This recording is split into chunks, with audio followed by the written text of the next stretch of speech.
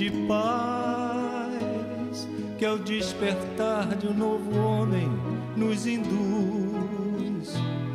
Te conclama, irmão, de última hora, a ingressar nesta seara de luz. Te conclama, irmão, de última hora, é agora. Boa noite a todos e a todas. É sempre uma alegria muito grande estarmos aqui, eu não me canso de repetir. E eu rogo a Jesus, que é o nosso mentor, o nosso guia, o nosso caminho, verdade e vida, que Ele, que sempre está conosco, nunca nos abandona. A gente que esquece Ele sempre em algum lugar, mas Ele está sempre ao nosso lado. Que Ele nos envolva, nos fortaleça, nos intua, principalmente em épocas tão difíceis, em épocas que o planeta, tanto físico quanto espiritual, está numa transformação muito grande, em grandes ebulições morais, físicas, que Ele nos fortaleça mais do que nunca, sabedores que somos frágeis, que sem Ele não conseguimos. Na noite de hoje, então, como a Djanira nos disse, nos coube falar do poder da fé. E Kardec, muito pedagogicamente, começa com uma das parábolas. E nessa parábola, uma mãe muito agoniada procura Jesus e fala: Jesus, mestre, meu filho está endemoniado. Ora ele bate no fogo, ora ele bate na água. Eu procurei os seus apóstolos, mas eles não puderam curá-lo. Ajuda o meu filho. E naquele momento, Jesus chegou, se aproximou ao menino, abençoou aquele menino, e aquela entidade então se afastou daquele menino e ele sai dali são, curado. E os apóstolos perguntam para Jesus: mestre, mas por que o senhor tão simplesmente conseguiu curá-lo e nós não? Imagina, todos 12 ali, né? E ele falou: se vocês tivessem fé do tamanho de um grão de mostarda, vocês diriam com firmeza para uma montanha sair daqui e para ali, e ela se deslocaria. Eu lembro quando eu era muito pequena, que eu já era evangelizanda, lá da Casa do Caminho, tinha uma musiquinha que a gente cantava que dizia assim: fé, fé, fé de um grãozinho de mostarda, tem que ser raciocinada. Eu nunca esqueci essa música, tem mais uns trechinhos. E quando a gente fala, lê Jesus falando, fazendo essa comparação do grão de mostarda, eu fui lá saber, porque mostarda, eu achei tão engraçado o dia que eu achei a mostarda escura, né? E era uma coisa assim que tem gente que gosta, que não come pizza sem mostarda. Mas mostarda é uma coisa muito interessante, porque realmente dizem que é a menor sementinha que tem. Eu não sou bióloga, não sei muito, mas enfim, a gente procura algumas informações, eu fui procurar. Diz que tem 3 tipos de mostarda, 3 cores: a branca, a amarela e a preta. A preta tá aquela mostarda escura que a gente já comeu, a branca nunca comi, a amarela deve ser aquela que a gente come, que tem em qualquer mercado, né? Usada na Índia há mais de 2000 anos e na França há uns 700, 800 anos. Relata então nessa pesquisa que eu fiz uma história interessante que Buda, certa feita, foi procurado também por uma mãe. Mãe é uma coisa terrível, né? Ô bichinha que não cansa dos filhos. Ele foi procurado por uma mãe que com o filho morto nos braços. E ele falou: Buda, eu trouxe meu filho aqui para você reviver o meu filho. Buda olhou então para ela e falou assim: olha só, deu uns grãozinhos de mostarda para ela e falou assim: olha, visita casa a casa da nossa cidade. Onde você não encontrar alguém que já tenha morrido, porque a gente não falava desencarnado naquela época ainda não, né? Alguém que não tinha morrido, ou filho, ou sobrinho, ou pai, ou avô, você deixa um grãozinho de mostarda. E a mulher saiu enlouquecida. Se você encontrar, você deixa e seu filho vai ser curado. Eis que ela, após uma exaustiva andança e grande busca, ela não encontrou, logicamente, casa nenhuma que não tenha havido nenhuma morte. E ela volta para ele e ela compreende o exemplo, né, a grande lição que ele quis demonstrar naquele momento. E quando Jesus fala do grão de mostarda, né? Um homem que semeou no seu campo a menor de todas as sementes, que crescendo é a maior das plantas e faz-se árvore. Eu falei, gente, Jesus é muito genial, né? Eu nunca ia pensar numa coisa dessa. O que é a fé? É uma coisa minusculinha, nem parece. Alguém já viu a fé andando por aí? A gente não vê. A gente não consegue nem pesar a fé. Acho que um dia os cientistas vão comprovar e vão pesar. Mas, enfim, a gente não vê, não pesa, não é palpável. Mas ela é gigantesca como a maior das árvores. E que sustenta a gente com uma força e uma aptidão para a vida tão grande, que quando a gente ouve todos os nossos irmãos de outros segmentos religiosos falarem tanto de fé, acho que nós nunca falamos tanto em Jesus e em fé. É difícil a gente ver um carro que não fala de Jesus, que não fala de fé, que nos otimize para a fé. E a gente fica pensando, né? O que é essa fé? E como que ela é poderosa? Porque esse Kardec coloca o poder da fé é sinal que tem algum motivo. E quando então essa história, eu reli, né, essa passagem bíblica, me lembrou de um relato muito bonito do Divaldo Franco. Eu já relatei aqui para vocês em algum momento, acredito que talvez todos conheçam, mas que é sempre bom a gente trazer. E que foi relatado no livro Semeador de Estrelas. Enfim, que são todos relatos feitas sobre a vida de Divaldo. São trechos, passagens de grandes histórias de Divaldo. É um livro lindíssimo. E esse trata do encontro de Divaldo Franco com Deus e Huracan. Eu vou tomar a liberdade de ler para os senhores e as senhoras pela beleza dele, e que me materializou muito o que é fé. Porque quando a gente lê os trechos bíblicos, as passagens de Jesus, né, porque Jesus disse que ele iria, os apóstolos choravam porque Jesus ia partir, ele falou, está chegada a minha hora. E aí, quando ele falou assim, olha, eu vou, mas eu vou lhe encaminhar a comando de Deus, do Pai, o Cristo Consolador, que a gente vê o quanto consola a gente ter fé, quanto a doutrina espírita materializa, explica para a gente cientificamente como é que processa a fé, a gente fica assim encantado. E essa história me materializou. Porque então o que Jesus me dizia por parábolas, lá atrás, me falando de fé e de curas e de milagres, essa história me materializou. Então eu tomo o carinho, a liberdade e um pouquinho de paciência dos senhores para ler pela beleza da passagem. Relata então Divaldo. Em 1985 fui a Guatemala. E após fazer a palestra na capital, me disseram que a palestra no dia seguinte seria em Coatepec, no Palácio de Metal. Comecei a imaginar o Palácio de Metal e logo imaginei algo de belo como os palácios da Índia. No dia seguinte, ao entrarmos na cidade, constatei que era um lugar mais simples e menor do que eu esperava. Às 15 horas começou a chover. Às 19 horas, a chuva prosseguia torrencial. Saímos de carro, mas quando chegamos a certa distância, tudo estava interrompido. As enxurradas eram como rios. Meu anfitrião perguntou, importa-se de se molhar? Porque não vamos conseguir ir lá de carro. Então descemos do carro e fomos andando pela rua bem devagar, cercado de água e com a chuva caindo sobre nós. Quando chegamos, parei para olhar o palácio de metal. Era enorme, estava superlotado. Era, porém, um barracão de meia parede, e a chuva entrava por um lado, quase saindo pelo outro. Em cima era de zinco, daí a razão do nome. Em comunidades tão pobres, em geral formada por indígenas, era um palácio de quê? De metal, né? A gente lembra daquela música do barracão de zinco, que para a gente simboliza, né, uma pobreza. A chuva caindo sobre o zinco fazia um barulho de estremecer. Entrei e muitas foram as palmas. Sentei-me e olhei o público. E o que vi me comoveu. Estavam ali índios e mestiços guatemaltecas. Alguns tinham vindo de mais de 100 quilômetros de distância. Fé. 100 quilômetros de distância, eu não sei, daqui ao Rio, 100 e alguma coisa, né? Eu nunca sei.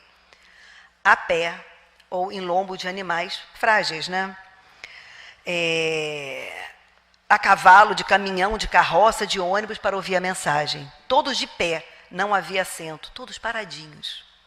Cheguei ao palco e exclamei intimamente, meu Deus, o que eu vou dizer a eles? Se Jesus não vier, o que será de mim? Se eu jamais fui inspirado, meu Jesus, hoje por caridade, Para com eles, inspire-me. Comecei a orar. As lágrimas me corriam pela face. Deram-me o microfone e comecei a falar sobre a imortalidade da alma. Descobri, enquanto falava, o grande amor que tinha por aquele povo. E quando me preparava para terminar, vi aparecer à porta de entrada um ser luminoso, em corpo espiritual, como nunca havia visto antes, com tanta beleza. Parecia um deus da mitologia, mas era um deus asteca. Ele estava nu da cintura para cima, uma compleição robusta, parecendo ter 2 metros de altura, uma perfeição. Os olhos eram 2 lâmpadas que me alcançavam. Sobre a cabeça havia um cocar, feito de plumas de quetzal, que é uma ave nacional. O espírito Joana de Ângeles alertou-me, continue falando. Ele veio andando triunfalmente como se deslizasse. Comecei a ouvir uma música no ar. Uma melodia de ordem ritual, aquela melodia infinita em muitas vozes que balsamizavam o ambiente. Do lado esquerdo do barracão havia uma mulher deitada ao solo, visivelmente paralítica, e no lado direito estavam 2 outros paralíticos, igualmente deficientes nas pernas e nos braços. O espírito veio vindo, chegou até mim e naquela grandiosidade disse-me: chama-me Huracán. Sou tido como o Deus que criou o povo asteca. Sou teu amigo e teu irmão. Venho para encerrarmos nossa noite. Continue. A mente dele, entretanto, era tal que a minha se inundou de inspiração, e dentro do tema imortalidade eu dizia, terminando: para vós não é estranho o tema da imortalidade, porque quando o Huracán desceu à terra, tomou do lodo do riacho para formar a raça asteca. Soprou-lhe a imortalidade da alma. E comecei a contar a história do povo asteca que não conhecia, mas que me chegava em clichês psíquicos, transmitidos por aquele espírito. Então o espírito foi até a mulher paralítica e curvou-se. Foi até o outro lado, curvou-se e chegou a mim. Envolveu-me por detrás e me senti flutuar. Atravessou-me o corpo e, chegando naquele imenso corredor, abri os braços e o vi na forma cerimonial do povo. Sobre a cabeça estava uma moldura de águia, nos 2 braços uma plumagem, e ele de repente, como uma seta, voou, deixando um rastro de luz com os braços abertos, uma luz dourada prateada. Terminei a palestra e percebi que as pessoas choravam. Notei que caía sobre a multidão flocos de luz. A solenidade foi encerrada. Fui saindo e, quando passei pela senhora paralítica, muito comovido, aproximei-me, passei-lhe a mão na cabeça e perguntei: a senhora gostou? Então surgiu um rapaz e disse que ela não entendia o espanhol, apenas o asteca e o maia. Vendo meu interesse, o jovem esclareceu: esta senhora é minha mãe. O senhor quer saber alguma coisa? Pergunte-lhe se gostou da palestra. Sim, ela gostou. Volte a perguntar se me entendeu. Ela indagou e respondeu: não. Ela não entendeu, ela sentiu. Não é necessário falar quando se pode penetrar a ideia. Perguntei-lhe o que veio fazer. Ele foi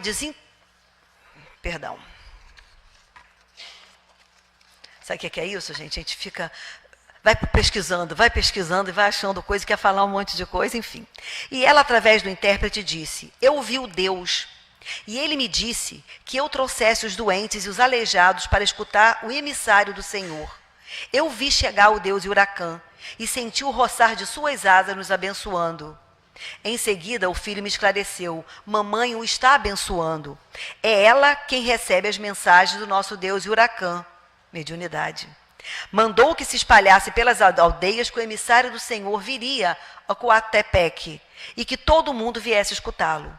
Nós moramos a quase 30 quilômetros daqui. Mamãe veio amarrada a um cavalo e eu vim no outro puxando-a. Ouvindo-o, senti-me envergonhado. Fui levado pelo jovem aos outros 2 paralíticos e um deles falou-me: nosso Deus mandou dizer que se nós viéssemos, ficaríamos curados. Então, esperando que o Senhor nos dê a ordem. Hesitei emocionado, mas Joana de Ângeles orientou-me: mande-o levantar-se, meu filho. Eu vi que não tinha fé que remove montanhas, porque, sendo um homem racional, naquela hora, a primeira coisa que pensei foi: quem sou eu? Mas num momento como aquele, é o Cristo que está em nós. Naquela hora não somos nós. Joana deu-me segurança e amparo. Ficou atrás de mim e tornou a dizer-me: fale, meu filho. Aproximei-me, olhando fixamente, disse-lhe: Você crê em Deus? Creio, respondeu-me. Então levante e ande, em nome de Deus e de Huracã, venha. Ele foi escorregando no palco como quem ia cair. Quiseram segurá-lo, mas pedi que o deixassem. Ele caiu mais ou menos em pé, equilibrou-se e deu o primeiro passo. O silêncio em todo o salão era total. Todos permaneciam numa postura de dignidade, como se já soubessem o que iria acontecer. Ele andou, segurou meu braço, fomos até ali, voltamos até acolá, e eu, indagou o outro afobadamente. Venha, o senhor está mandando também, venha em nome de Deus. Ele foi desentortando, como se tivesse obsidiado, padecendo de uma obsessão física. Não era um paralítico orgânico. Foi se retorcendo, do seu corpo saiu um fluido, como um fumo, como que uma nuvem escura, e ele começou a andar. Deus abençoe o emissário do Senhor, disseram repetidas vezes. A minha emoção foi tão grande que não saberia descrevê-la. Vi que estava na hora de ir-me embora, porque não podia suportar mais tão intenso estado emocional, um sentimento intraduzível. Só sei dizer que meu coração parecia querer arrebentar-se dentro do peito. Fomos atravessando o salão, olhei o relógio, eram 22h30. Alguém veio e me abraçou, outro fez o mesmo, e o outro mais outro. Quando cheguei à porta, após atravessar o largo recinto, faltavam 15 minutos para meia-noite. E Huracã era o mentor e guia espiritual daquela comunidade, e se apresentava conforme a concepção deles, uma águia que habita as grandes alturas, nas montanhas mais elevadas. E ele se apresentava assim, porque era assim que a mitologia apresentava para eles. Se ele não se apresentasse daquela forma, eles não iam crer. Naquela noite eu não pude dormir. Durante muito tempo eu não consegui dormir, porque o Deus Huracã havia vindo e a mensagem de amor tornava-se realidade em Coatepec. Essa passagem, embora às vezes lendo não fica... Mas eu não sou Divaldo para relatar, porque ele viveu, né? Eu não. Eu precisava ler... Ele tem um texto ainda maior, mas trazer na íntegra para vocês, para a gente começar a pensar o que é a fé. O que realmente essa essência divina que habita em nós, que nós não a desenvolvemos, não a projetamos e não operamos milagres, que a gente vai entender já já o que vem a ser milagres. Segundo Zé Raul Teixeira, ele fala da fé, né? Ele relata que a fé vem do latim fides, que significa confiança, crença, credibilidade. É um sentimento de total crença em algo ou alguém. E ele diz para a gente que, segundo Santo Agostinho, a fé é uma certeza subjetiva. Subjetiva por quê? Porque cada um internamente tem uma forma única, específica, de sentir e de materializar o que a gente entende por fé. E ele continua dizendo, é uma das questões mais curiosas da humanidade. E ele diz que comporta 2 elementos básicos, a fé natural e a fé adquirida. Essas reflexões dele eu já trouxe em outro momento aqui na casa também, quando eu falei da coragem da fé. Então ele relata esses 2 elementos, a fé natural e a fé adquirida. A fé natural todo mundo tem. Quando eu estou trabalhando, que eu falo assim para o nosso RH, eu queria que você marcasse as minhas férias para outubro. Isso não é fé? Eu não estou acreditando que em outubro eu vou poder aproveitar as férias, que eu vou estar aqui? Quando a gente pega um avião, a gente vai perguntar se a pessoa está habilitada, se não está, se fizeram a revisão no avião, se está faltando isso. A gente vai o quê? Vai na fé natural, que está tudo... A gente entrega. Me dá uma sensação de uma expressão que às vezes a internet coloca, que fé é você primeiro coloca o pé e Deus depois coloca o chão. A gente vai, né? Então ele dá alguns relatos. É uma certeza subjetiva por causa disso. A gente não pergunta se o motorista do ônibus tem atestado de sanidade mental, a gente acredita que ele está até com a carteira em dia, né? Enfim, isso é fé natural. E outra, ele diz que é adquirida. Adquirida pode ser a fé da academia, a fé religiosa. Ele diz que a fé da academia é assim, é alguma coisa que a gente consegue comprovar. Por que a gente ficou comovida? Quer dizer, com todo o contexto, né? Mas em especial com o crânio da Luzia. Porque ela comprovava que aqui perto do nosso território, aqui bem perto da gente, morou a pessoa mais antiga que foi encontrada. Como é que foi descoberto isso? Porque são feitos estudos, né? Eles vão marcando o solo. Eu não sou cientista, mas enfim, a gente vai lendo alguma coisinha. Eles vão marcando o solo e de acordo com o tempo, né, de profundidade de solo, de alteração, data e marca o tempo da pessoa, né? Que estava ali o crânio, enfim, a parte que foi encontrada. Então, na verdade, a fé, essa fé acadêmica, é essa fé que a gente sabe que o átomo existe. Vocês têm dúvida que o átomo exista? Alguém viu um átomo alguma vez? Mas, gente, porque a ciência já comprovou para a gente. A gente acredita nela porque a ciência comprovou, né? É a certeza, é a convicção. E a fé religiosa, ela diz que ele diz que é uma fé metafísica, causa e princípio, e que nós aprendemos a ter fé num ser superior. Por que a religião, dessa trilogia, religião, filosofia e ciência, foi o primeiro? A gente tem que aprender a respirar, né? Tem que fazer fono para aprender a respirar. Por que foi o primeiro? Porque está inato em nós a essência divina, no nosso código genético. Então, mesmo a gente pré-histórico, a gente não sabia explicar. Mas a gente já olhava para o céu e já começou a criar alguma representação de algo divino. Porque estava nele, estava em nós, impresso em cada um de nós. Então, a fé religiosa, ela, na verdade, é causa e princípio. Uns chamam de Deus, outros chamam de Alá, outros chamam de princípio, outros chamam de destino. Não importa o que é que seja. Na verdade, o que importa é que nós desenvolvemos, através daquele ser, uma fé, né? O que importa é que a gente desenvolve isso. Allan Kardec, nas suas obras, ele nos alerta para o cuidado com a fé. A questão da fé religiosa é quando ela leva a um condicionamento, a uma exemplificação de vida, a experiências que sejam danosas. Quando as pessoas, e a gente fala isso com muito respeito, maceram o corpo, se machucam, se sangram, demonstrando que quanto mais eles sangrarem o corpo, sangrarem os pés, carregarem peso, eles estão purificando a alma. Isso é uma compreensão ainda muito frágil, ainda muito equivocada do que seja a fé. Quando eu segrego grupos, eu estou demonstrando uma fé não raciocinada. Quando eu tenho atitudes incoerentes, fundamentalistas, sofridas, eu estou usando uma fé não raciocinada. E de volta para a musiquinha. Fé, fé, fé, de um grãozinho de mostarda. Tem que ser raciocinada. Então não adianta ser fundamentalista. Quem mata em nome de Deus, não mata em nome de Deus. Mata em nome das suas convicções e do seu próprio ódio. Então, quando ele nos alerta acerca da questão fundamentalista, ele nos traz uma fala de Kardec que é gigante. Que ele diz, fé inabalável só é a que pode encarar frente a frente, face a face, a razão em todas as épocas da humanidade. O que é fé? É aquela que a lei muda, a fé não muda. Que o modelo da época muda e a fé não muda. Ela pode ser comprovada cientificamente, nós vamos ver isso. Então, o que é fé? Fé é isso. Fé inabalável. É aquela que passa por todas as alterações e se mantém firme.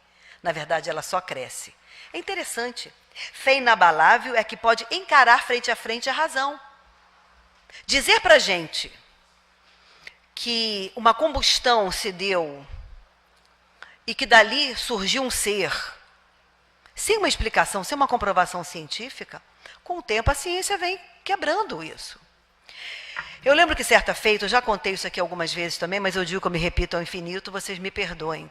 Num dos trabalhos muito bonitos que nós fizemos na Comerge, e tínhamos que trabalhar com diversas religiões, eu me coube uma determinada religião cristã, a gente trabalhou com todas as religiões mais conhecidas, né? E eu fui fazer pergunta a algumas pessoas. Você acredita em Adão e Eva, isso e aquilo? Porque nós trabalhamos com alguns itens.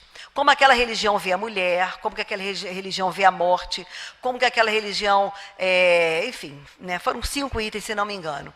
E eu perguntei, você acredita em Adão e Eva? Ela, lógico que eu acredito. Eu falei, mas e a teoria de Darwin? Teoria de Darwin é só na escola. Acredita em céu e inferno? Lógico que eu acredito. Mas e os estados de consciência? A pessoa não se explicou. Com muito respeito, a gente fala isso sem questionamento. Mas quando a gente não consegue, frente a frente, a razão, comprovar a nossa fé pela lógica, e o que está escrito não deixa de ser verdade. A nossa concepção ainda frágil entendeu que o mundo foi feito em 7 dias, né? Deus trabalhou 6 dias, descansou no 7º. E tem uma lógica científica. Só que não foram 7 dias. Foram 7 fases geológicas que a Terra foi passando, de congelamento, né, esfriamento, aquecimento. E aí quando diz lá que surgiram, né, os folhinhos, animaizinhos, estava lá aquele Éden maravilhoso, que surgiu Adão e Eva, tudo. Quer dizer, foi uma progressão que a ciência comprovou, não naquela lógica. Não existe mágica. Não existe mágica. Existe uma fé raciocinada, que a gente vai compreender daqui a pouco como que ela se manifesta, como que ela se materializa. Diz ainda, né, Divaldo para a gente, que como que as coisas são, né? Para a vinda da doutrina espírita, nasceram na França, nasceram na Europa, inúmeros espíritos para preparar o solo da França para o nascimento da doutrina espírita. E quando Kardec reencarna, Kardec não, Hippolyte Léon Denisard Rivaio, porque Kardec só nasceu depois, né? Denisard Rivaio, quando ele encarna, que ele vai estudar em Verdun, tendo como Pestalozzi o professor, que ele foi considerado o pai da pedagogia moderna. Uma das coisas que mais me emocionou em falando em Pestalozzi, um dia olhando na biblioteca aqui, eu encontrei um livro sobre o trabalho dele, uma história belíssima, né? Dentre outras coisas que a gente já leu. Mas olha, é uma pessoa, né, um educador que até hoje é estudado, seguido, e que transformou o olhar pedagógico das crianças. Quando ele foi estudar, né, em Verdun, Pestalozzi já começou a imprimir naquele Rivaio um olhar de questionador, de indagador, de comprovação.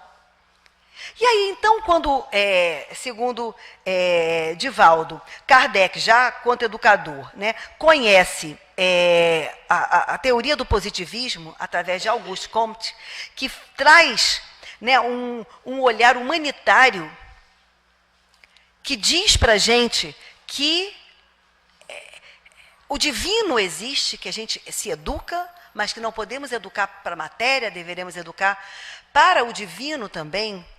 E com aquelas ideias positivas, que segundo Divaldo, nos inspiraram, inclusive, na nossa bandeira brasileira, que tem o lema, né, Ordem e Progresso, é positivista, né? Embora eles não acreditassem em Deus, ele defendia o amor e a força do amor. Então, de que forma que essas pessoas propunham uma educação transformadora? Através do amor, através do respeito. Então, aquilo já foi preparando aquele ser que já veio preparado para trazer a doutrina espírita, e aqueles conhecimentos casaram com o pensamento de Kardec, porque não poderia ser diferente. Não falamos que Jesus ia, mas ia trazer o Cristo Consolador? O Cristo Consolador é aquele que aquieta as nossas angústias, as nossas perguntas, porque explica para a gente de onde eu vim, para onde eu vou, o que eu faço na Terra. E dá um aquecimento ao nosso coração, porque o nosso coração sofre. Eu tenho falado muito isso no trabalho. Cuida das pessoas. Receba as pessoas bem, as pessoas estão sofridas. Às vezes ele pode entrar de salto alto, de batom, toda arma, não importa, as pessoas estão sofridas.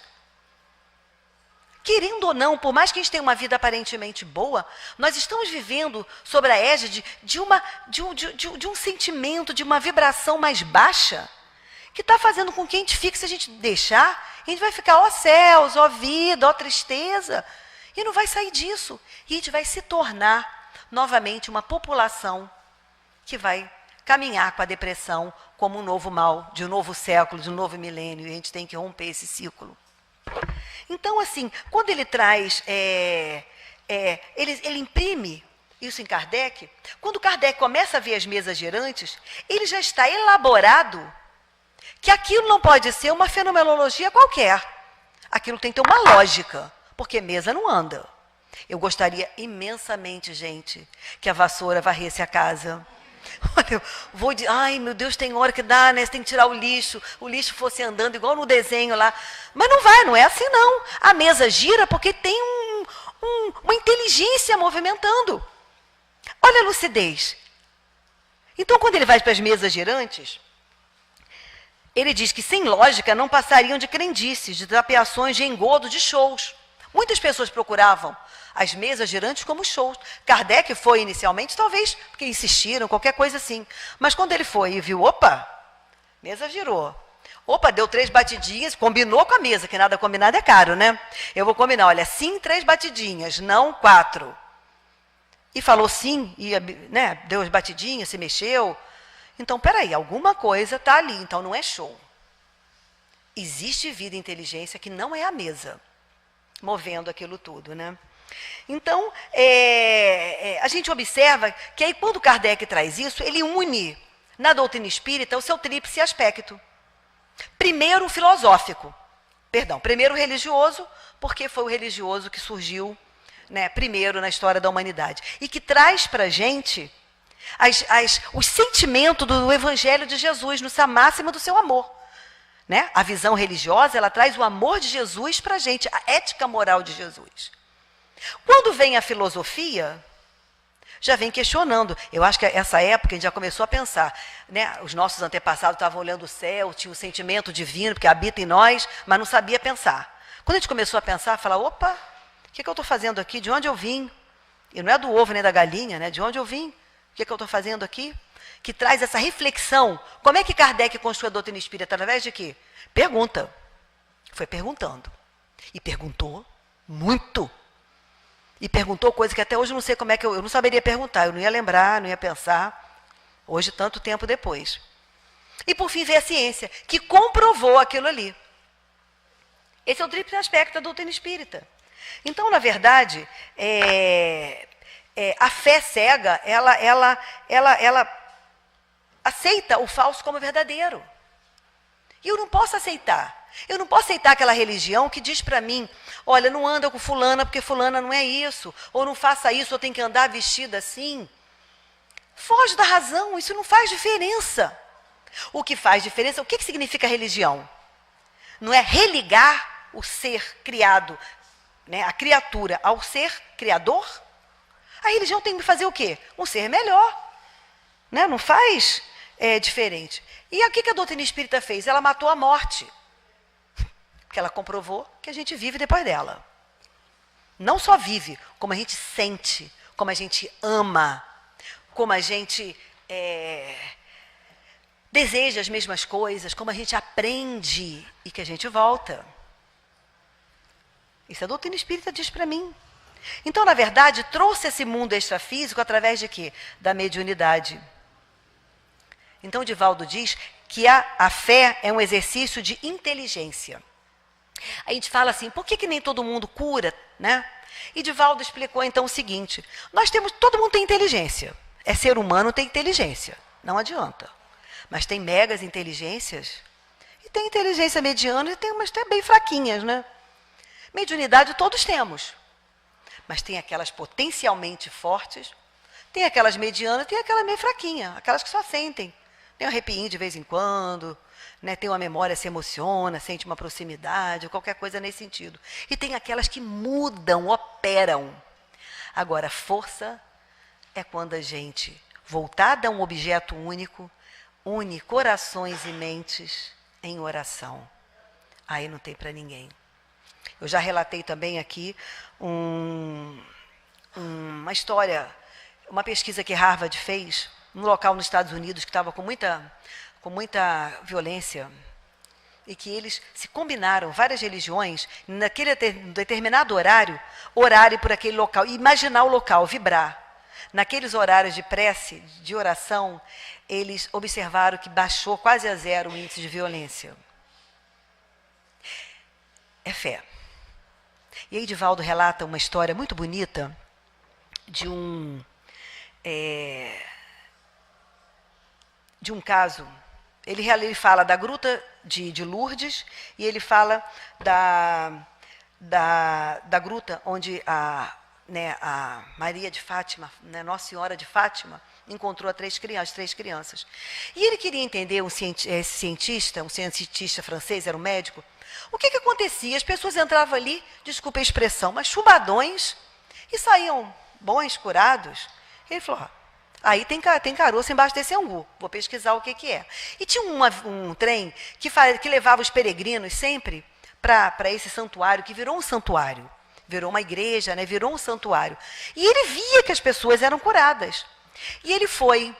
E foi naquele ônibus, naquele trem com aquelas pessoas muito sofridas, todo tipo de doença. Transtorno mental, doenças físicas. E tinha uma menina que chamou muita atenção dele, a menina com tuberculose. E ele falou que durante a viagem toda, ele achou que a menina não fosse resistir. A menina tossia muito, sangrava, era uma coisa triste de se ver. E naquela época, a tuberculose matava, né? Matava mesmo. Era chamado o mal do século, enfim, tinha várias nomenclaturas, peste branca, né? Era incurável. A menina tinha febre muito alta, e, enfim, né? Vários doentes. E ele observou, quando ele chegou lá, tinha um monte de gente trabalhando. Um tanto de gente, ele ficou admirado de tanta gente se dedicar ao bem assim. E ele começou a perguntar quem eram aquelas pessoas. Aquelas pessoas eram as pessoas que já tinham ido ali para serem curadas e que estavam em devoção e gratidão ajudando a curar outras pessoas. E aí ele continuou olhando, e aí então foram para o centro, para a câmara da igreja, e o padre então começou a fazer a sua pregação, e na hora da Eucaristia, ele observou que a menina, então pálida, sudorenta, ela começou a não suar mais, o seu rosto começou a ficar rosado, a sua coloração começou a alterar, ela parou de tossir, o sangue sumiu e ela ficou inteira. E ele ficou admirado com aquilo. E ele começou a ver pessoas que estavam sem andar, né, enfim. E ela pegou a menina, ele era um cientista, ele tinha que comprovar. A menina estava com febre alta, com pressão alta, com tudo. Aferiu a pressão da menina, ponto de bala. Temperatura 36,5. É normal. 36,5. Porque ontem eu fiquei falando para meu filho que 36,5 é estado febril. Mas, segundo ele, é normal. Então, ficaram admirada. Ele ficou admirado com aquilo. Porque, na verdade, ele era um cientista. E ele falou, ele estava diante de quê? De um milagre. Só que milagre fere as leis divinas, leis naturais. Então, como é que é isso? Milagre não existe? Não existe milagre?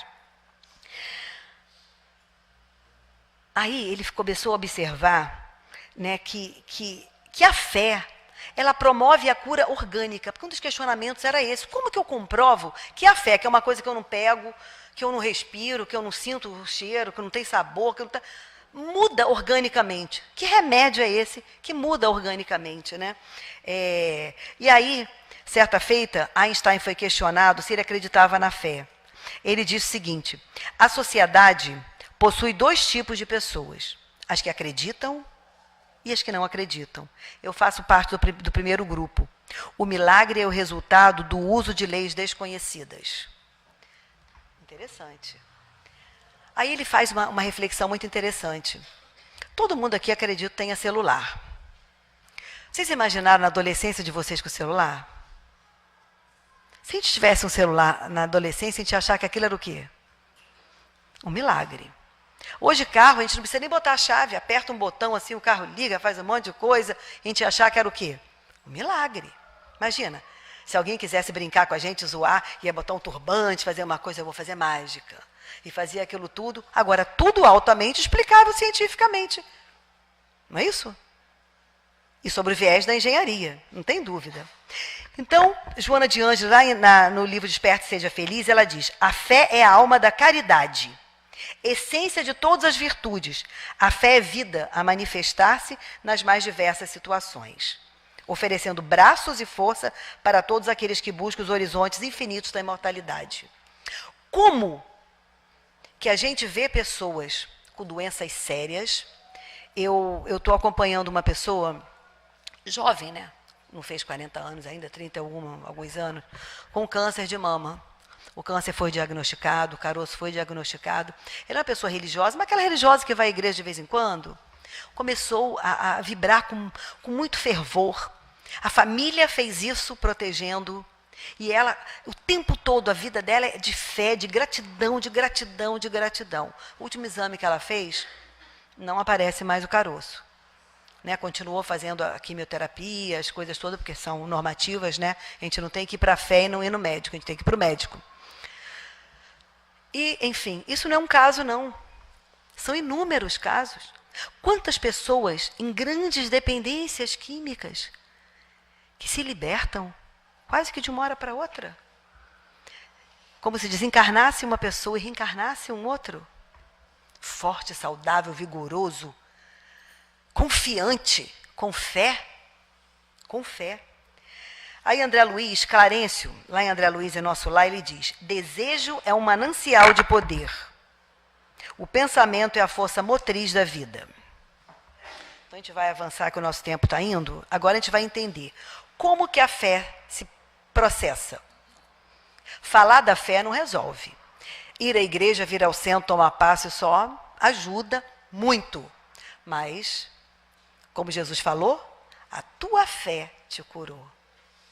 A pessoa tocou na veste dele e cessou aquela hemorragia crônica que a fazia ter vergonhas inúmeras. A tua fé te curou. E a gente fica pensando, como eu falei, o celular seria um milagre. Quantas coisas seriam um milagre com o passar do tempo? Tem um seriado na Netflix, Highlander, um negócio assim, tem um nome desse. E é uma história assim, meio interessante. Passa-se na década de 40, durante uma guerra, e a pessoa participa, né, vê um movimento de uma dança celta e tal, e mais tarde ela vai naquela pedra onde as pessoas dançavam ali e faziam os rituais, e ela coloca a mão e volta ao passado, vai para a Idade Média. Só que ela era uma enfermeira. Com o conhecimento dela da década de 40, por aí, ela chega lá, ela é o quê? Quase que uma milagrosa, né? Uma pessoa com poderes. E ela fala, isso não é poder, isso é ciência. Então é mais ou menos isso. Tudo é milagre à medida que a gente não explica ainda. Que eu falei, são leis ainda desconhecidas. Então, Newton fala isso também. O milagre é o resultado de leis desconhecidas. E quem explica a fé não é religião. É a física quântica e a neurociência. 2 cientistas de Harvard também estudaram a fé. E eles comprovaram que, na verdade, são os nossos transmissores de bem-estar, que são a dopamina, a serotonina, né? Os neurotransmissores que fazem a fé. Olha que coisa interessante. É um ciclo. Eu vou dizer o ciclo para vocês. É mais ou menos assim. Segundo eles, nós temos, em média, 64 tipos de neurotransmissores, que são a serotonina, como eu falei, a noradrenalina e a dopamina, que, na ausência delas, a pessoa fica triste e depressivo. Aí ele diz, o que é a depressão? Depressão é do latim deprerere, que é puxar para baixo, levar o indivíduo para o fundo, para o poço. Por que muitos indivíduos tomam medicamentos? Porque ele não consegue desenvolver, e Joana de Ângela explica muito isso num texto dela, A Felicidade Possível. Ela diz que ao longo das nossas sucessivas vidas, a gente vem experienciando coisas boas e ruins, e ficam todos armazenados aqui. Só que como a gente não é lá muito gente boa ainda, né? A gente às vezes faz mais coisinha ruim, ou aquilo fica mais marcado na gente. E a gente se pune. Quando a gente projeta o corpo físico, a gente não tem elementos morais, ou desejo, força, fé, para construir um neurotransmissor a contento. Então ele fica fraquinho, a gente fica depressiva. Por isso que precisa tomar um medicamento. Só que nós temos saídas para isso, né? E aí ele fala da serotonina, dopamina, fala dessa questão da depressão, que é uma carência desses neurotransmissores. E o Divaldo ainda relata uma coisa muito interessante. Ele diz que lá, aos 20 anos atrás, quando a gente amava muito uma pessoa, a gente dizia para ela assim, eu te amo de todo o coração. E ele falou assim, o coração não ama ninguém. Coração é uma bomba que pulsa sangue. Quem te ama são os neurotransmissores. Então, eu te amo com toda a minha dopamina, a minha serotonina. Porque é isso, nós temos que comprovar. O coração, como o corpo todo, ele reage a quê? Reage a estímulos emocionais, não é isso? A estímulos de sensibilidade, de tristeza, de alegria, mas enfim. Não é o coração que ama, né? Amamos com as serotoninas. Então, na verdade, os cientistas descobriram que a fé desenvolve e leva à cura quando nós amamos, quando nós perdoamos, quando ajudamos, quando fazemos a caridade. Gente, olha só. Não é a caridade assim. Eu quero, Janira, vir para a sopa porque eu acho que eu estou devedora de Deus. Então já entra fazendo negócio com Deus. Não. Eu tenho que vir porque me faz bem. Porque me faz crescer. Porque eu não estou ajudando aquela pessoa que está me ajudando. Eu tenho que mudar o olhar. Sair desse olhar egoísta. Eu tenho que dar graças a Deus daquela pessoa existir na minha vida. Porque é ela que faz bem para mim, ela que me ajuda. Então, ele diz, né, que eles descobriram que é dessa forma. Então, esses 64 neurotransmissores produzem um outro elemento. Quando a gente, olha só, a gente tem esses 64. Quando a gente faz o bem, faz isso tudo, perdoa mesmo. A gente desenvolve um outro elemento que é de natureza de fóton, que é uma partícula energética. Olha o que foi dito, o pensamento, né, que Clarencio fala lá em André Luiz. O poder do pensamento, se nós tivéssemos noção do poder que nós temos de mudança, nós não íamos repetir da boca para fora, vós sois deuses. Nós íamos introjetar que nós somos deuses, sim, com D minúsculo, mas somos. Então, são partículas energéticas absorvidas pelo sistema nervoso central. Gente, não vem um raio do céu, não. É de mim para mim mesma. Né? Eu faço um ciclo energético em mim. Eu transfere para o sistema glandular, que transfere para o sistema imunológico, que me traz o quê? Saúde, bem-estar. E o ciclo volta, porque quanto mais saudável e bem-estar eu estou, mais eu potencializo o meu ciclo, mais eu crio naturezas de fótons, partículas energéticas, ativo o sistema nervoso central, mexo no meu sistema glandular, aumento o meu sistema imunológico, menos doença, mais alegria, continua. Então, na verdade, quem ama tem uma saúde melhor. Há uns anos atrás, eu fiz um estudo aqui, esse estudo me marcou muito profundamente, que era a felicidade de uma conquista íntima. Foi uma temática que a Helena me deu à época e que eu nunca me esqueci. Eu fiz a pesquisa, quer dizer, não fui eu que fiz a pesquisa, na verdade, quando a gente tem que fazer um estudo, as coisas caem no colo assim da gente, né? E veio uma revista, eu não lembro agora qual, que falava sobre isso, felicidade possível. Pesquisas de cientistas de Harvard e de uma outra universidade da Califórnia, que durante décadas estudaram milhares de pessoas e comprovaram, estudaram freiras, que as freiras que se diziam felizes viveram 10 anos mais do que as freiras que não se diziam tão felizes. Isso é uma mudança. Homens felizes e infelizes. Ela falou que os homens infelizes morriam mais e desenvolviam mais doenças como aqueles que fumavam. Então, é a mesma coisa que colocar. Não estou comparando nem julgando. São comprovações de pesquisas das universidades. Pessoas que fumam e pessoas que não fumam não são mais adoecidas e as outras talvez menos, né? Então, a pessoa feliz, ela desenvolvia o sistema imunológico com muito mais facilidade e viviam mais. E detalhe, a pesquisa dizia que elas ganhavam mais dinheiro, as mais felizes. E o interessante é como que apresentavam casos de pessoas que depois que passaram por traumas, se tornaram muito mais felizes. Conta o caso de um menino que aos 14 anos levou um tiro, um desses tiros achados, perdidos, né? Perdeu uma perna. E ele diz, começou a fazer bem, a sair com os amigos, a fazer caridade. E ele falou que hoje é mais feliz. E eu ficava pensando, eu achava que isso era uma coisa meio piegas. Eu falava assim, não, isso deve ser para compensar. Perdeu a perna, diz que é mais feliz, para compensar. Não é não. Porque a vida toda eu trabalhei com pessoas com deficiência. E eu achava, de verdade, muitas das vezes, que aquelas mães quando falavam que era um amor diferente, eu falava, isso deve ser compensação, né? Falta uma coisa, vamos ter outra. E quando a gente tem na família, a gente vê que é algo assim astronômico, magnânimo. É isso. A fé é algo astronômico, magnânimo, muda a gente. Transforma água em vinho. Porque transforma a gente. E a gente fica se sentindo tão coisa miúda, tão pouca coisa. E a gente é gigante. Jesus fala, meu Deus, vós sois deuses.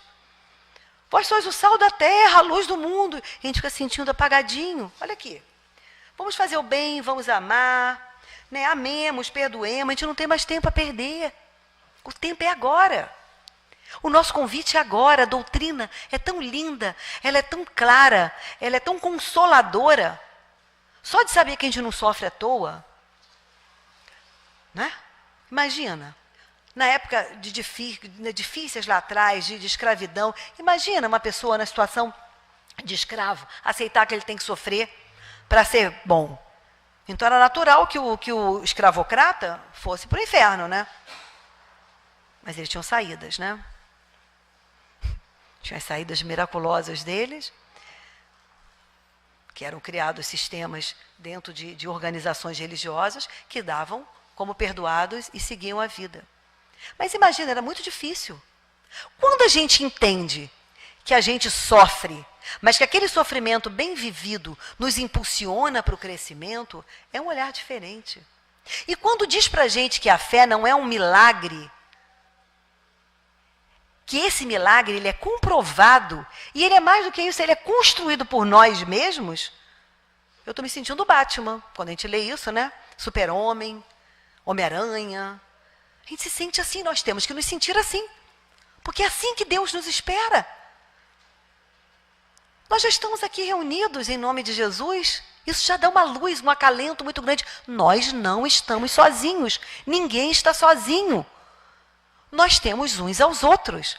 Esse sentimento de pertence, como eu ouvi uma vez, a primeira vez que eu ouvi na USERJ, através da nossa querida Darcy Neves, e que ela falou o sentimento de pertença, eu falei, gostei disso. Gente, como é bom a gente sentir. Eu faço parte de um grupo. Se a minha família não me dou bem com ela, eu tenho meu grupo da Casa Espírita. Eu vou trabalhar no bem, se ninguém me quiser, as pessoas que eu sirvo a sopa vão gostar de mim.